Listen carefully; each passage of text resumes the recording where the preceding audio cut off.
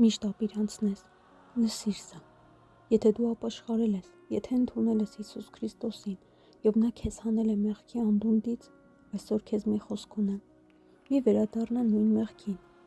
այո Աստված ներողամիտ է, այո նա սիրում է քեզ, նա կների քեզ, բայց լսիր սա, երբ մարդը նորից ու նորից նույն մեղքն է գործում, այն արդեն դառնում է սովորություն,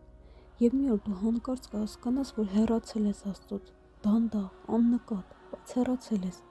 և այդ ժամանակ կսկսվեն ցավեր, սխալներ, տառապանքներ,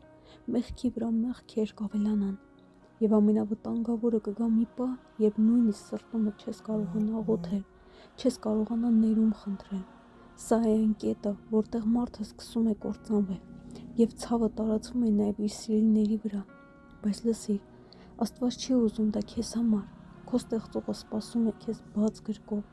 նա չի ուզում, որ դու ընկնես, նա ուզում է, որ դու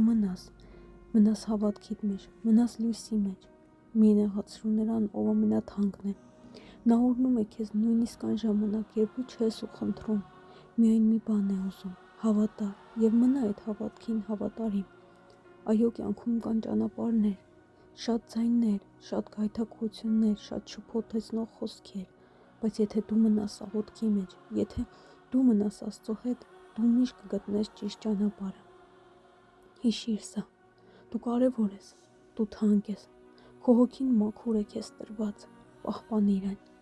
մի աղտոտիր այն աշխարհով, այլ պահիր մաքուր և մի օր մաքուր հանձնիր Տիրոջը, քանի որ դու պարզապես մարդ չես, դու արժեք ես, դու սեր ես, դու Աստծունն ես, հիշիր, ամենաթանկն ես, քեզ սիրողների համար և ամենից շատ Աստծո համար, մնա Աստծո հետ, մինչև վերջ, ամեն։